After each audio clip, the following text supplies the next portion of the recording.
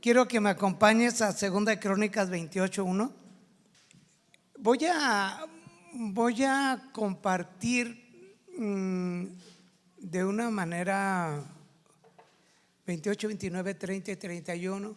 Son 4 capítulos, cada uno tiene como 40 versículos. A ver si logramos salir el día de hoy. Pero no, lo voy a hacer parafraseando, me voy a ir un poquito rápido porque quiero enlazarlo con lo que hemos estado celebrando, compartiendo acerca de la Reforma Protestante. Y bueno, voy a leer 28, 1 y 2 y luego voy a leer 29 del 1 al 3. Nueva traducción viviente, gracias por el tecito. El refrigerio de hoy en el tiempo con Dios, hijo, delicioso, hermano. El burrito de frijoles estuvo, señor burrito. El queso, no, para los que no vienen, vénganse. Había de asado, ¿verdad? Cafecito. Y luego la semana pasada una avenita ahumada, ¿verdad? ¿Fue así? ¿Ahumada? Muy bien. Este 31 de octubre, que es el día de mañana, ¿verdad? Se celebra el 505 aniversario de la Reforma Protestante. ¿Qué año? 1517. Este viernes compartió Miguel Carrera, mi hija Priscila y Alfredo, exponiendo así unas escenas, cuadros de la Reforma Protestante que me bendijeron muchísimo, muchísimo. Bueno, este fue un evento trascendente en la historia del cristianismo que inició, se fue desarrollando, se propagó y estalló en medio de una poderosa oposición política y religiosa por parte del Estado y del papismo o el clero en diferentes partes del mundo, especialmente durante el periodo del siglo XV al siglo XVII. El siglo XV o XVI son como los más intensos. Entonces estamos hablando de 1517. Y esta reforma protestante pues fue un evento que tuvo una trascendencia en todas las esferas de la vida, no solamente en la cuestión religiosa, sino política, cultural, en la educación. Y este fue un impacto muy fuerte, sobre todo en el continente europeo, pero que ha repercutido en el nuestro. Miguel Núñez decía como que la reforma, no literalmente en estas palabras, pero como que América tenía la necesidad de una reforma, ¿verdad? Porque esta se da en Europa. Entonces es imposible que estos siglos XV y XVI no resalten de nuestros ojos si entramos y damos una mirada a través de la línea del tiempo en la historia del cristianismo. O sea, si tú estudias la historia de la iglesia cristiana, es imposible que tú no veas este evento, porque resalta así. Ahora, ¿qué significa la palabra reforma?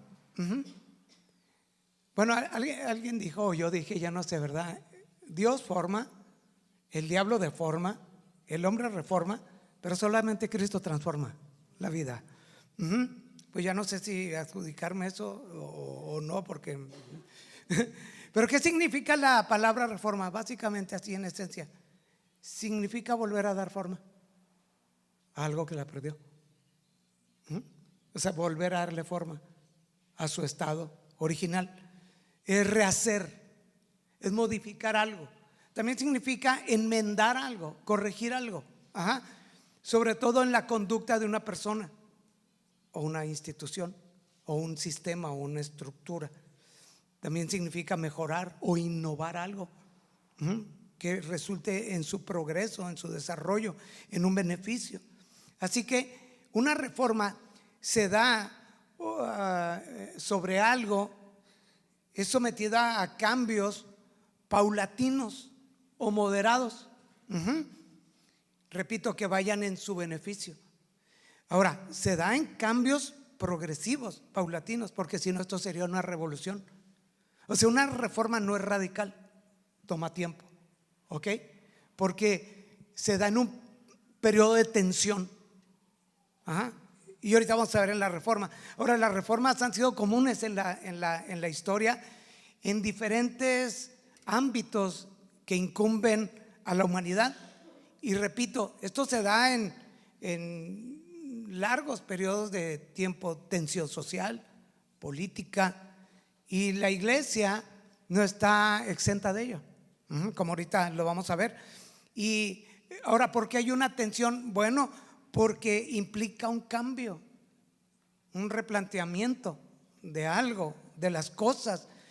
¿Y que se da en esto? Bueno, que hay seguidores que buscan reformar algo, pero también hay detractores o aquellos que se oponen a que haya un cambio. Entonces, hay diferentes tipos de reforma, y tú te darás cuenta. Hay reformas, por ejemplo, educativas, del sector salud, cuestión del sistema penal, los derechos humanos.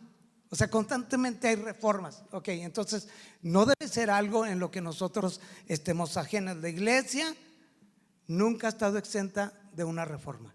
Ok, eso debe quedarnos claro. Ahora, aquellos que apoyan la causa de algún tipo de reforma se les llama reformistas, los que apoyan, pero los que la llevan a cabo son los reformadores.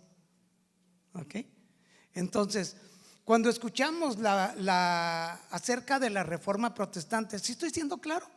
¿Sí? Ok.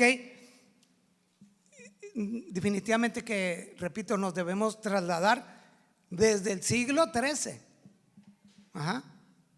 hasta el siglo XVII, aunque esta estalla en el siglo XV. ¿Cuándo? 31 de octubre de 1517. Ahora, cuando hablamos de la reforma protestante, algo que pudiéramos decir que nos sorprende es que muchos hermanos, muchos cristianos desconocen la reforma. Y no quiere decir que tú te sientas mal porque la desconoces, porque tenemos una responsabilidad nosotros los pastores de instruir acerca de ello. Los que entran en un seminario están obligados a pasar por ahí, pero no todos están en un seminario. ¿Ok? Entonces no te sientas culpable o condenado a decir, ay, hijo, es un ignorante que no sé. No, es una realidad. Y este viernes que compartimos, yo comenté eso. Y resulta que ya en la plática varias personas dijeron, no, yo nunca había oído, o muy poquito, nomás de Martín Lutero, pero fuera de ahí no sé nada. ¿Ok? Entonces es importante saberlo. Entonces, la necesidad de una reforma ha sido una necesidad del ser humano desde el Edén, desde su caída. Ahí quedó totalmente afectado por la causa del pecado. Así que el pecado de Adán no solamente le afectó a él y a su esposa, de ahí siguió Caín, y vemos la historia del diluvio, de la Torre de Babel, y vemos cómo el pecado no quedó ahogado ahí, ¿verdad? El pecado continuó. Romanos dice que por el pecado de un hombre la condenación vino a toda la humanidad. Toda la raza humana quedó afectada por el pecado. Entonces, la necesidad de una reforma, por citar un ejemplo, y que de aquí voy a estar tocando algunos puntos, pues se dio hace más de 2500 años, en los días del rey Ezequías, rey de Judá, en el reino del sur. Así que voy a darle una pasadita ligera por ahí. Entonces quiere decir que la reforma no es de 1517. La reforma está de siglos atrás, la necesidad de la reforma. Entonces, segunda Crónicas 28, voy a estar tocando unos pasajes, ¿sí? Ok, un contexto. Ezequías, el papá de Ezequías se llama Acaz. Ok, queda bien. El hijo de Ezequías es Manasés. El personaje que yo voy a tocar principalmente, bueno, es Acaz y Ezequías. Bueno, dice que Acaz tenía 20 años cuando sube al trono, reina en Jerusalén 16 años. Aquí lo que quiero resaltar es lo siguiente. Dice que él no hizo lo que era agradable a los ojos del Señor, como si lo había hecho su antepasado el rey David. Entonces queda claro, Acaz no hizo lo que era agradable a los ojos del Señor. La Biblia es la única fuente que nos puede decir qué le es agradable a Dios y qué no le es agradable. Así que esto no nos corresponde a nosotros definir, decir para mí lo que es agradable a Dios, supongo, creo yo que es esto, pero puedo estar un poco perdido de la realidad. Ajá. ¿Por qué? Porque hay una naturaleza caída en nosotros. Este rey no hace lo que es agradable a los ojos del Señor, y dice que en cambio siguió el ejemplo de los reyes de Israel. Él fue el 12º rey de Judá. Nada más a manera de enseñanza. Está el reino de Saúl, y luego el reino de David, y luego el reino de Salomón. Era la monarquía. Después el reino se divide. Está el reino del norte y el reino del sur. ¿Ok? Bueno, Acaz es el 12º rey de Judá. Ahora, dice que siguió las prácticas detestables de las naciones paganas que el Señor había expulsado de la tierra. Él no hace lo que es agradable a los ojos de Dios, sino todo lo contrario. Hace prácticas detestables de las naciones paganas. Ahora, en el capítulo 28, del versículo 16 al 27, pues se da una situación. El rey Edom dice: voy a atacar a Acaz. Entonces, por otro lado, los filisteos los están sitiando. Entonces él dice: le voy a pedir ayuda al rey de Asiria, porque el de Edom me quiere atacar. Ya tengo encima a los filisteos, voy a ir a que me ayude. Entonces, ¿por qué estaba ocurriendo todo eso? Dice que el Señor estaba humillando a Judá por causa de Acaz. O sea, toda una nación estaba siendo afectada por las prácticas detestables de un rey impío. ¿Ok? ¿Sí queda claro? Dice: pues este había incitado a su pueblo a que pecara y había sido totalmente infiel al Señor. Es un rey impío, porque como dice Romanos, no solamente ellos pecan, la gente que ha rechazado a Dios, sino que disfruta que otros pequen. Entonces este hombre es impío e incita al pueblo a pecar y es infiel. Ten presente eso. No hace lo que agrada al Señor, hace prácticas detestables, incita al pueblo a pecar y ha sido totalmente infiel al Señor. Entonces, primero, ¿qué podemos señalar aquí? Adulterio espiritual.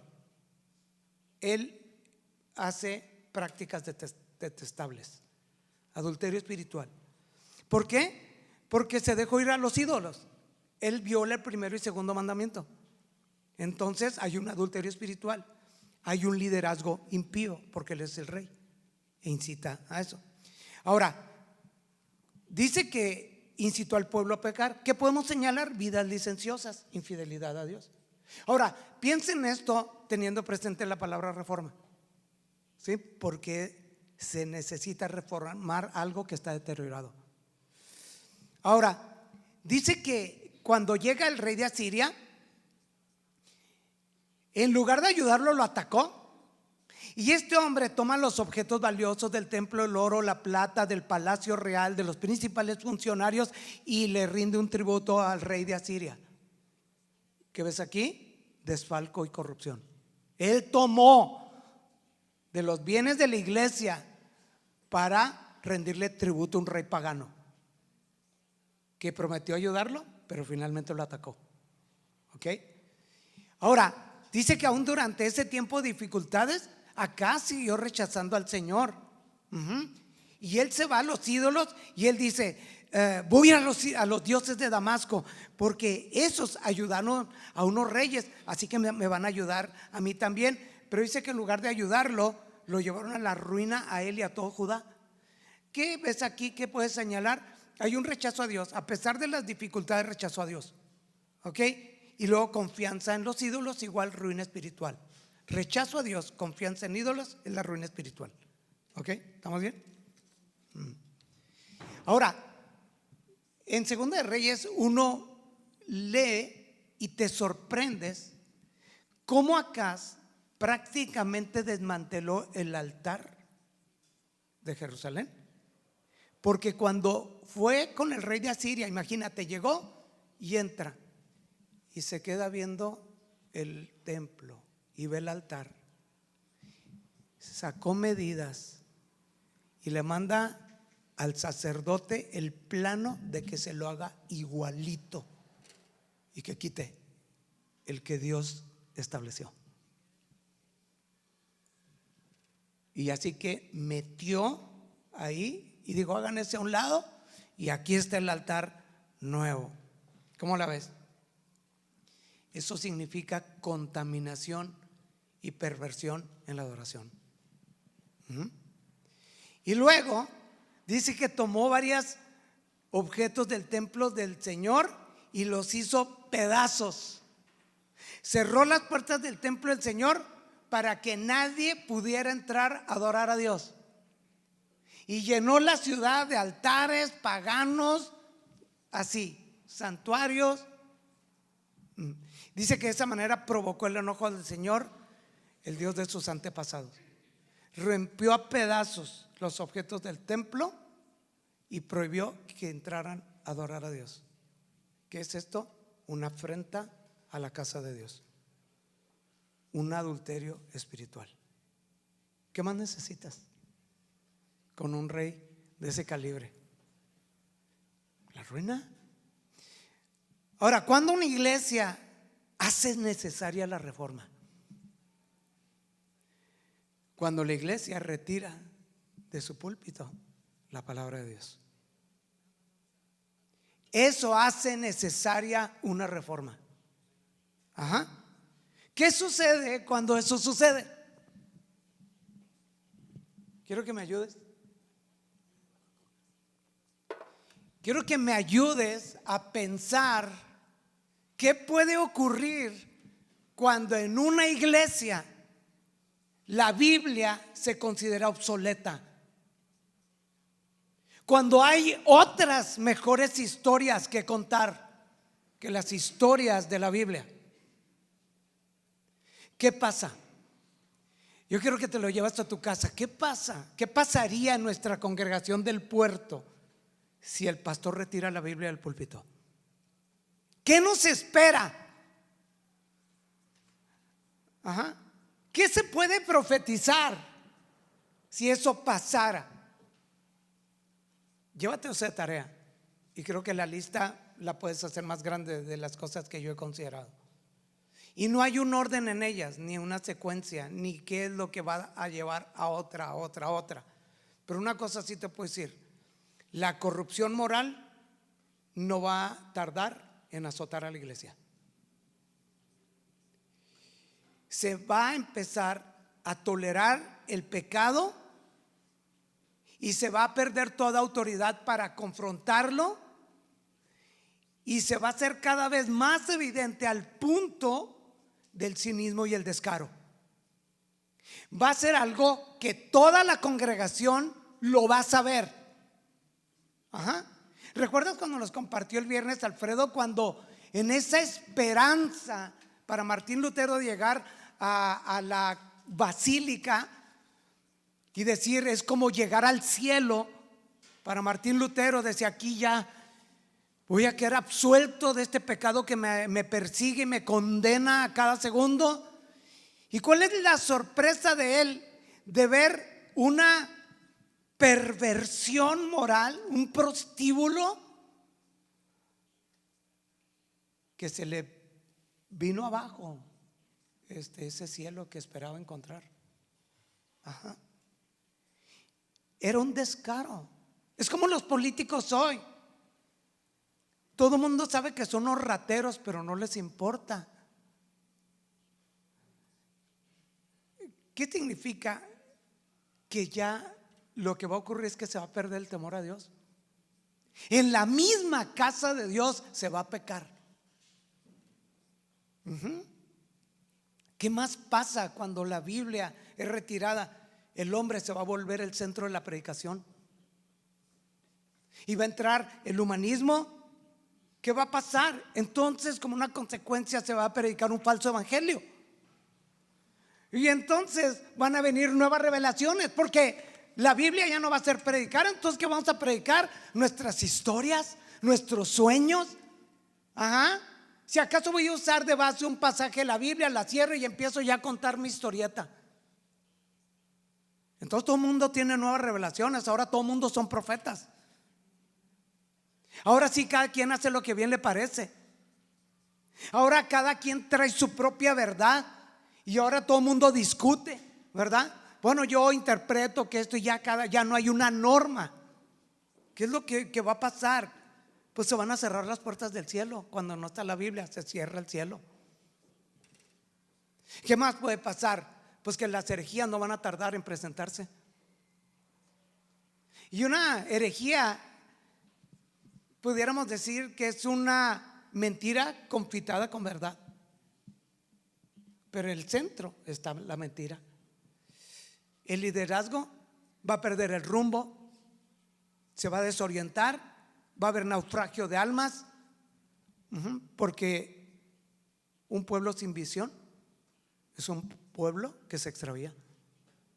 Entonces van a venir el naufragio. Cuando se retira la Biblia del púlpito, se retira toda norma de verdad, de justicia y de santidad, porque ya no hay regla que mida las acciones de los congregantes ni del liderazgo. ¿Sobre qué regla vas a medir la conducta, la enseñanza, la liturgia de una iglesia si ya no hay Biblia? Hay una decadencia espiritual. Cuando se retira la Biblia, va a haber una desbandada de almas que sí tienen temor de Dios y van a huir buscando una iglesia sana. ¿Ok? Entonces, ¿qué más va a ocurrir? Pues abuso de las almas, una explotación, una manipulación masiva. Se va a traer condenación. Y luego van a venir los predicadores palabreros. Segunda de Timoteo 4:3-4. Imagínate lo que dice: llegará el tiempo en que la gente no escuchará más la sólida y sana enseñanza.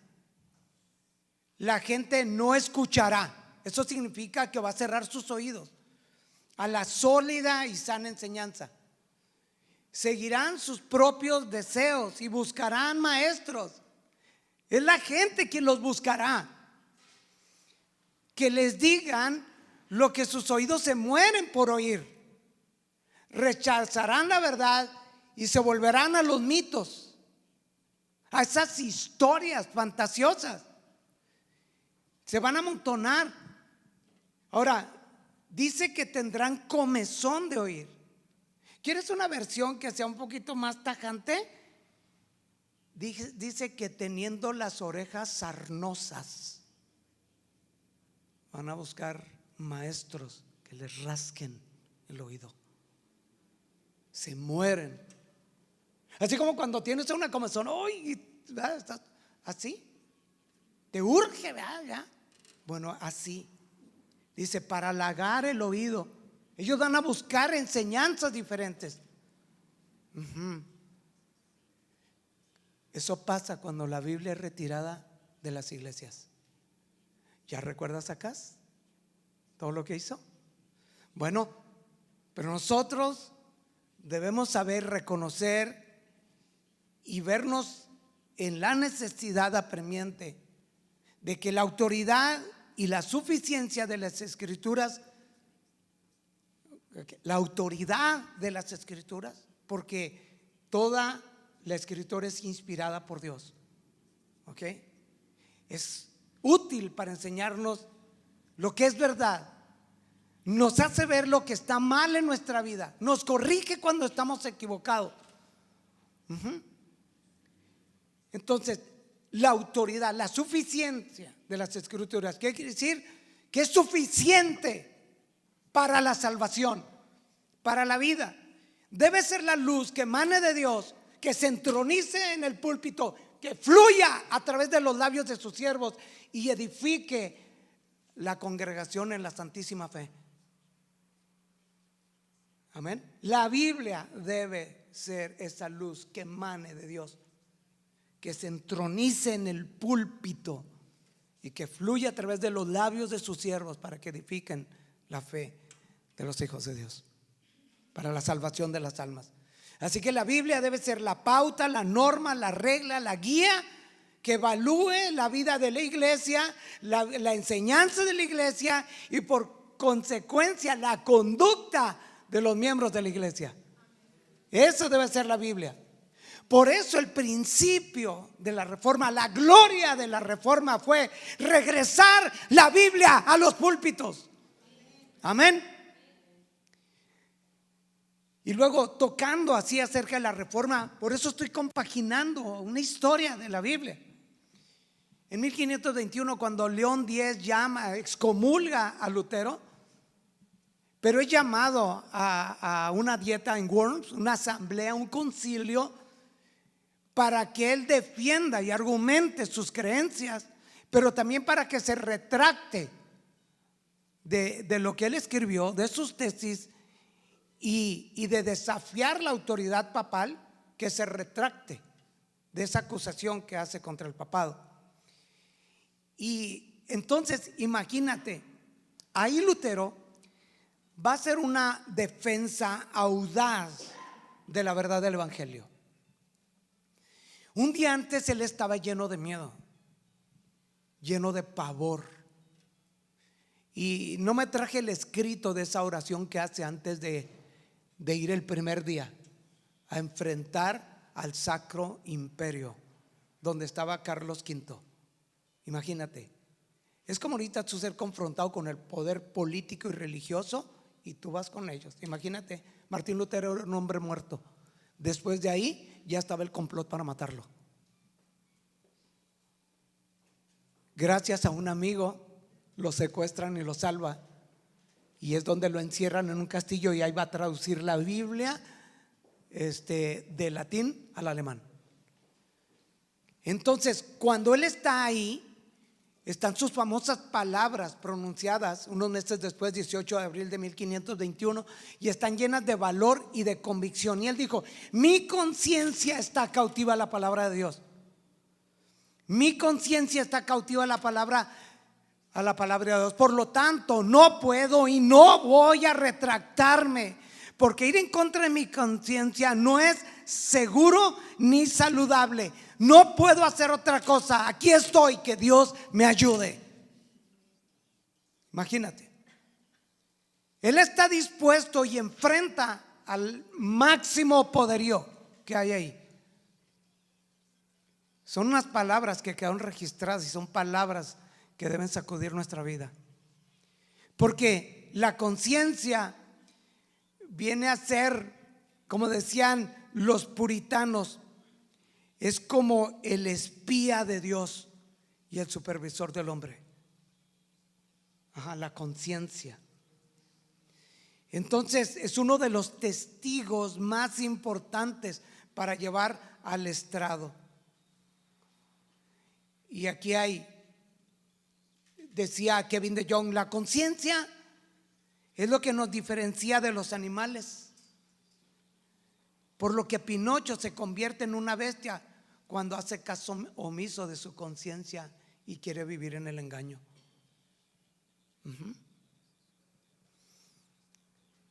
Entonces, la conciencia es indispensable para ser un ser humano que viva la buena vida, disfrute la paz con Dios.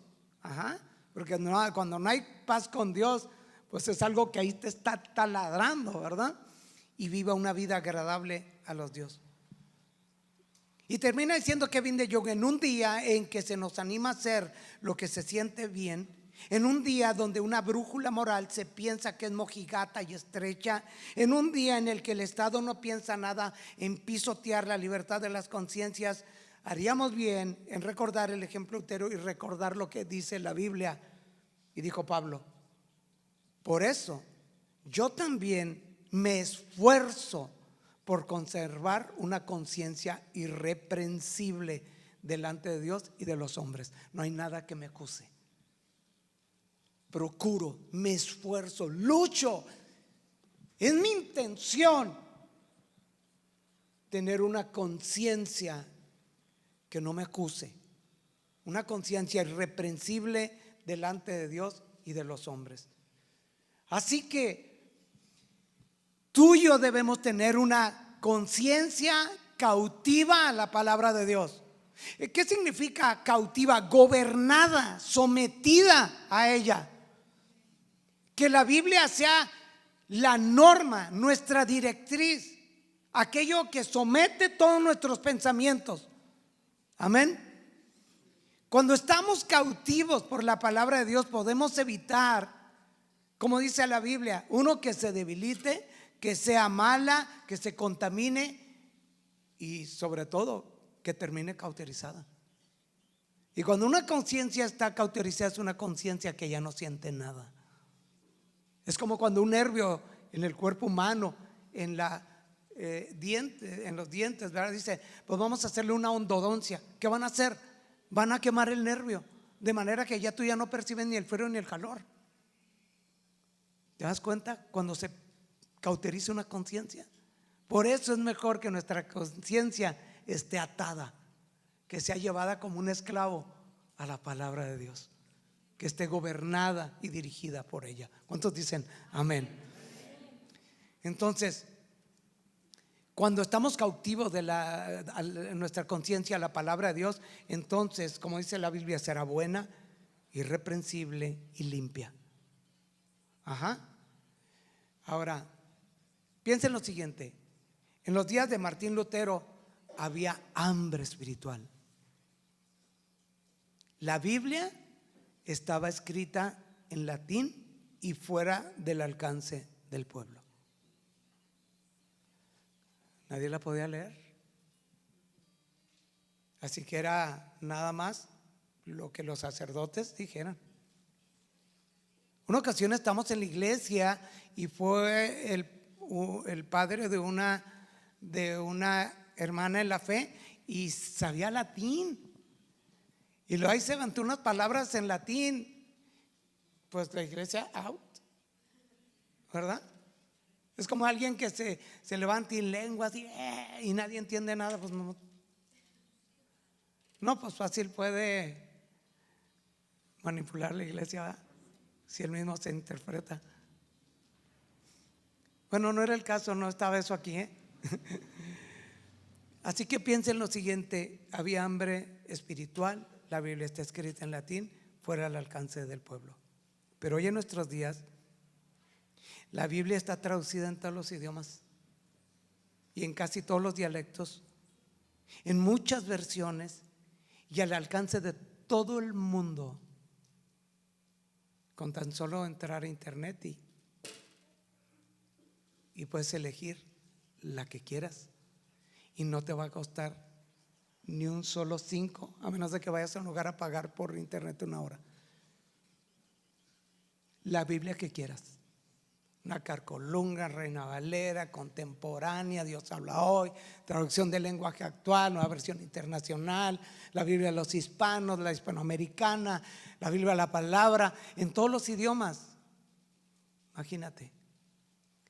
El problema es que ya no hay hambre espiritual, sino una inapetencia y una ignorancia.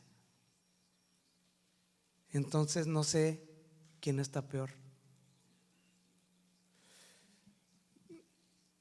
Había algo en común en todos los personajes de la Reforma Protestante: su pasión y su celo por la palabra de Dios. Amén.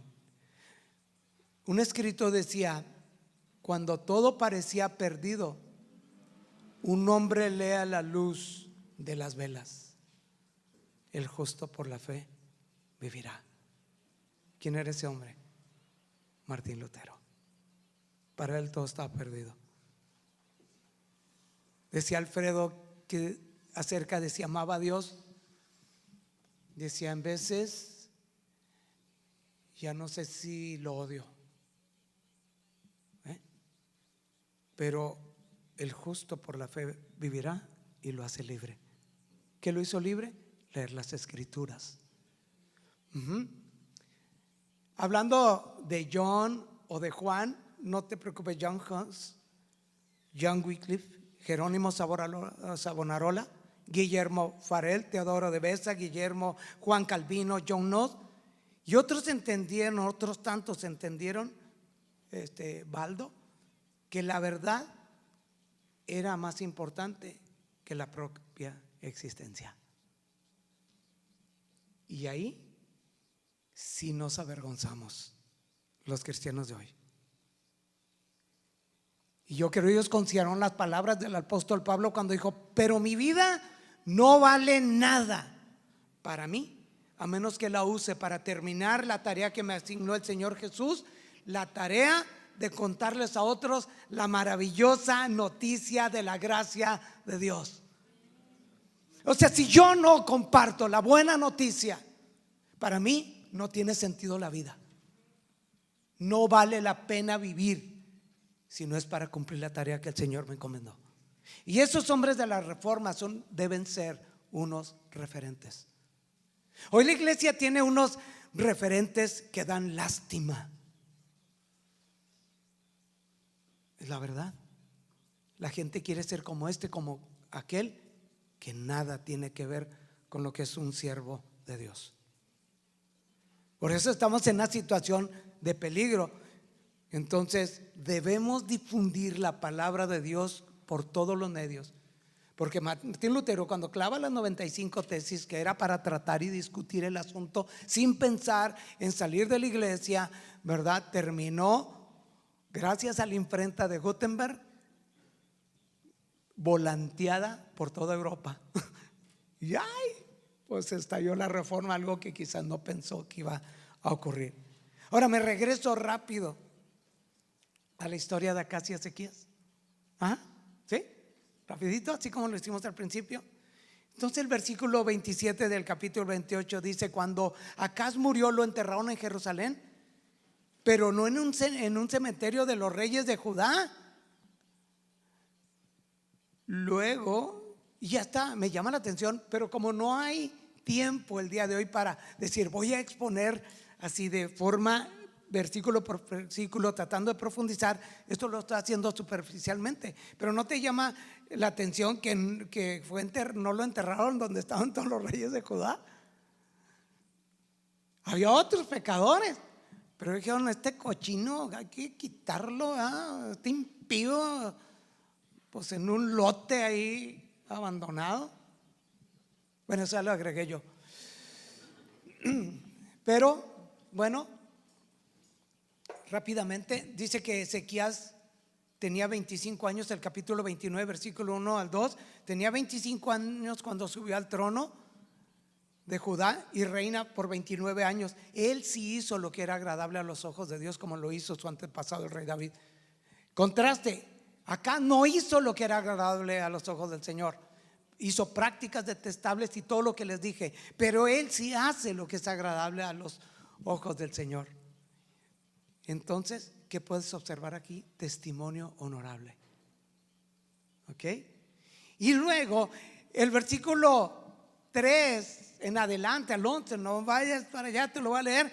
Ezequías vuelve a abrir el templo que su padre impío lo cerró. Dice: el primer mes del primer año de su reinado, inmediatamente a los 30 días, él reabrió las puertas del templo del Señor, las reparó y dedicaron nuevamente, abrieron el servicio a la iglesia. Es como si esta iglesia se cierra. Imagínate, Dios nos libre. Pero, y luego un anuncio bien grande: se reabren las puertas del puerto. Imagínate, qué increíble noticia. ¿Qué puedes observar aquí? Amor por su casa. Y luego le dice a los levitas: escúchenme, purifiquen Purifíquense ustedes, purifiquen el templo del Señor. ¿Qué observas aquí? Santidad en el servicio a Dios, en el liderazgo. Si ellos fueron unos impíos que rechazaron y se alejaron de Dios, ¿verdad? Ustedes purifíquense, santifíquense, quiten toda contaminación de la iglesia, reparen la iglesia. Y luego dice Ezequías: nuestros antepasados fueron infieles, hicieron lo malo a los ojos del Señor, abandonaron al Señor y el lugar donde él habitaba, le dieron la espalda, cerraron las puertas del templo. Y me llamó la atención, y apagaron las lámparas. Por eso te dije que hace necesario una reforma en la iglesia. Cuando se quita la Biblia, se quita la luz, y entonces se apagan las lámparas y todo queda en penumbras. Entonces dice: por eso el enojo del Señor cayó sobre Judá. Lo hizo objeto de espanto, horror y ridículo. Dice: debido a eso murieron nuestros padres en batallas. ¿Qué quiere decir? Que podemos observar aquí que hay una advertencia para no pecar. ¿Ok? Una vez que abres el templo, una vez que santificas el liderazgo, hay una advertencia. Eso pasó. Por eso el enojo del Señor cayó. Entonces dice Ezequías: pero ahora haré un pacto con el Señor.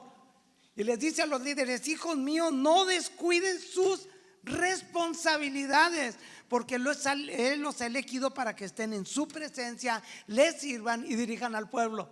¿Ya te das cuenta? Consagración a Dios. Ustedes tienen el deber de guiar, de servir al pueblo. Se vuelve a dedicar. ¿Y sabes qué también ocurrió? En el capítulo 30 volvieron a celebrar la Pascua. Y mira, dice que hubo gran alegría. El versículo 26 del capítulo 30. Mire, ya voy en el capítulo 30. Hubo gran alegría en la ciudad, porque en Jerusalén no se había presenciado una celebración como esta desde los días de Salomón, hijo del rey David. O sea, pasaron 12 reyes, hermanos, y no hubo esta celebración. ¿Qué significa? Que podemos observar aquí la restauración de las ordenanzas divinas. Por eso el Señor decía: cada vez que se reúnan, decía el apóstol Pablo, y participen de la cena del Señor. Y luego en el capítulo 31 hace una reforma. Dice que destrozaron las columnas sagradas de todos los ídolos, derribaron los postes dedicados a de la diosa Acera, y quitaron altares y santuarios paganos. Ezequías destrozó, dice que hizo pedazos la serpiente de bronce que Moisés había hecho, porque la gente le seguía ofreciendo sacrificios. Se volvió un idólatra. Y dice: pues si esto lo está llevando a la idolatría y a desviar su mirada al Señor, porque cumplió un propósito en los días de Moisés, le hizo pedazos. ¿Qué significa esto que podemos observar? Destierro idolátrico. Y luego organizó a los sacerdotes y a los levitas así para el servicio, así que la liturgia o el culto es restaurado. ¿Cómo la ve? Y luego él contribuye personalmente para la casa de Dios, y él le demanda al pueblo que se dé por su casa, y ofrendan, y lo hicieron con tanto gozo que cuando fueron los funcionarios con Ezequías, les dice Ezequías, dice que había unos montones, y le dieron gracias al Señor. Y él dijo: ¿de dónde vino todo esto? Entonces, desde que la gente empezó a llevar sus ofrendas al templo del Señor, hemos tenido suficiente para comer y mucho de sobra. El Señor ha bendecido a su pueblo. Cuando tú haces todas estas cosas que le agradan a Dios, la bendición se derrama sobre su iglesia y sobre sus hijos. Si quisiera resumir esto, Ya voy a terminar. ¿Ok? Es que Ezequías fue un hijo piadoso de un padre impío. Y Manasés fue un hijo impío de un padre piadoso. ¿Qué significa esto? Que un mal ejemplo de un padre no debe ser la justificación para que un hijo sea impío, para que siga sus pasos. No, es que mi papá es un borracho, por eso yo también soy borracho. Estoy consignado a la borrachez, ¿verdad? No, pues como mi padre es un teporocho, pues yo ya soy un chupitos. ¿Verdad? Como es un ladrón, pues yo también. Como es narco, como es esto, como es flojo, pues yo también. ¿No? Por otro lado, un buen ejemplo de un padre piadoso no es garantía de que el hijo va a ser un hijo piadoso, pero la posibilidad es mayor de que sí lo sea. Para que no digamos, no, pues esto no tiene caso. Yo, ¿qué acaso te he dado ese ejemplo? No, me has dado peores. Así que también que aprendemos que ante un caos nacional en la política y la religión, la necesidad de una reforma es moralmente obligatoria. ¿Cuántos dicen amén?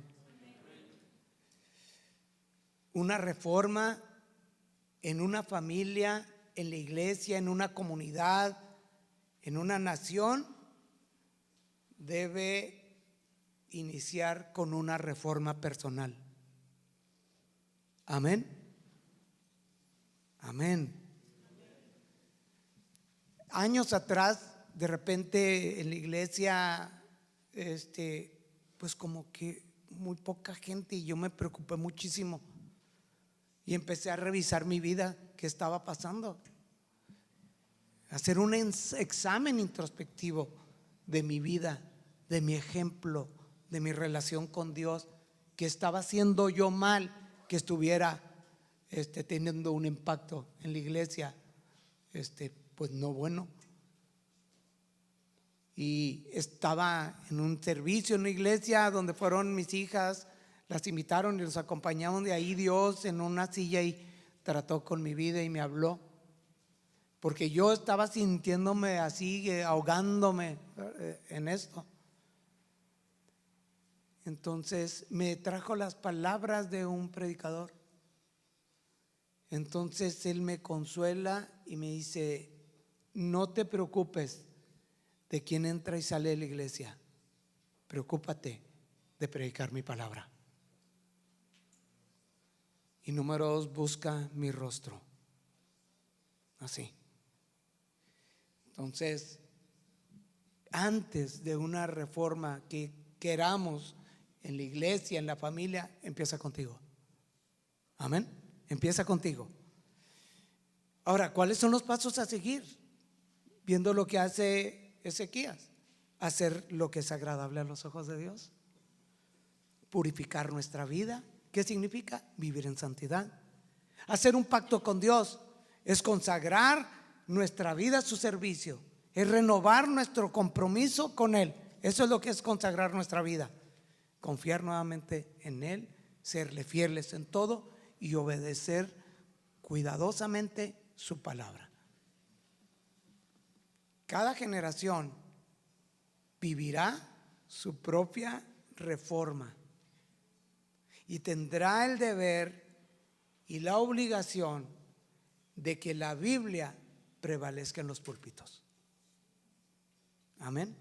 El día que yo no esté, demándele a quien vaya a tomar este lugar que sagradamente Dios me ha dado, a que predique la Biblia. Cuando usted vea que la Biblia no es predicada, venga y confróntenos. Pídanos una explicación. Hágalo con humildad, pero tenga celo por Dios, tenga celo por su palabra. Amén.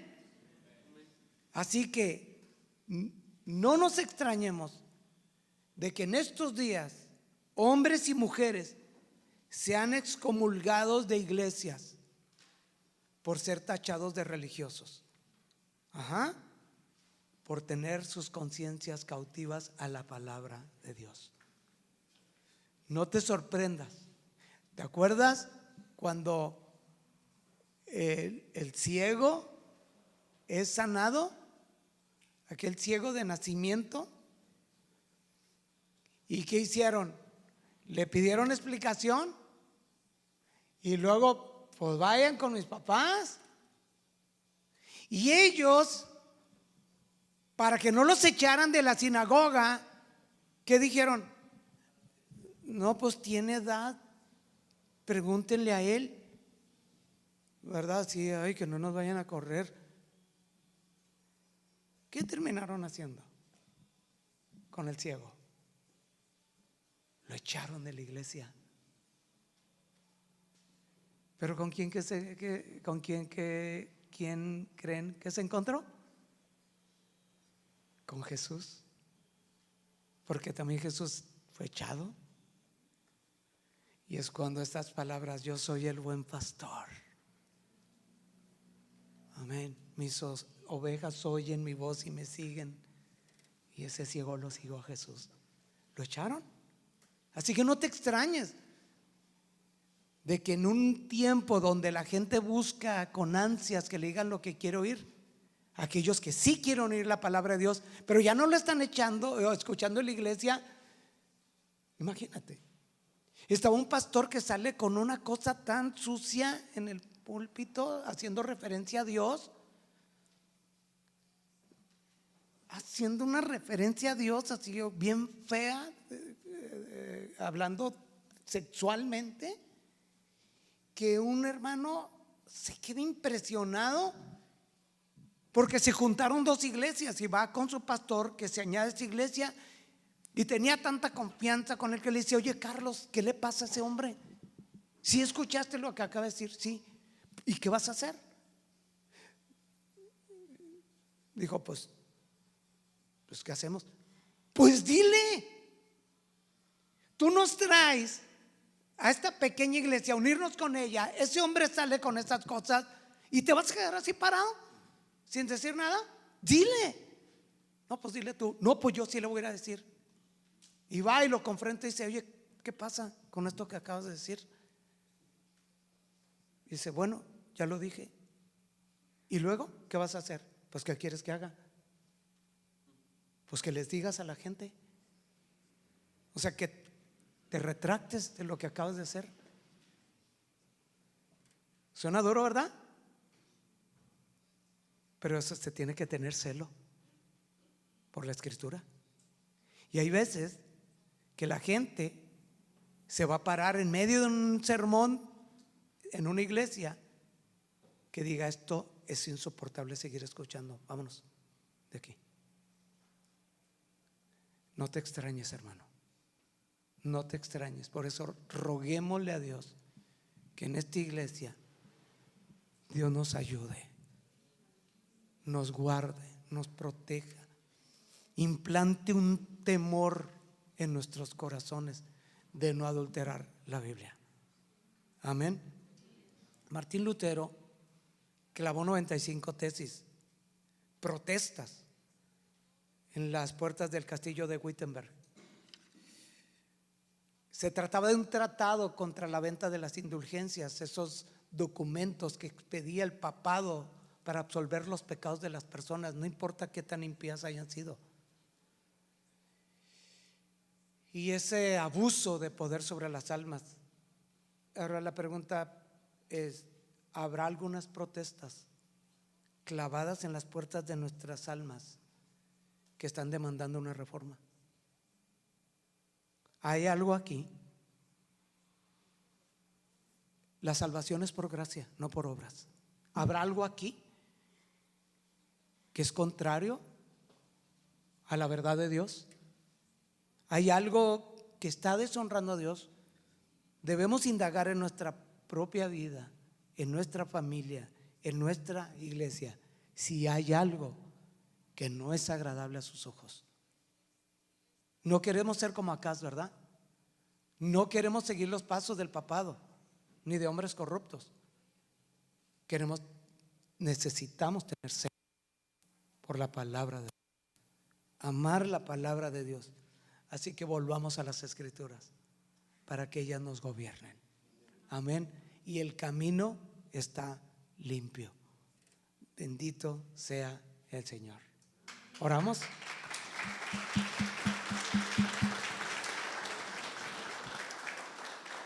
Bendito Padre Celestial, te damos muchísimas gracias, Señor, por tu palabra, por recordar que la reforma ha sido una necesidad desde que nosotros, Señor, deshonramos tu palabra.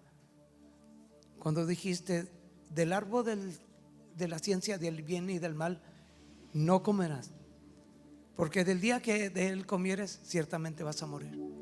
Ese día morimos con Adán, pero gracias al postrer Adán, a Jesús, que ha venido a salvar nuestras almas y liberarnos de la condenación y de la esclavitud del pecado, y ahora somos libres, pero no libres para hacer lo que se nos venga en gana. Somos libres en Cristo, pero esclavos por amor a Él. Ayúdanos, Señor, a tener presente, ahora que celebramos la Reforma Protestante, el ejemplo de esos hombres vulnerables, imperfectos, débiles, Señor, finitos, pero que tuvieron temor de Dios, que tuvieron un celo por tu palabra al punto de exponer su vida a la hoguera, a ser decapitados, desterrados, condenados a muerte.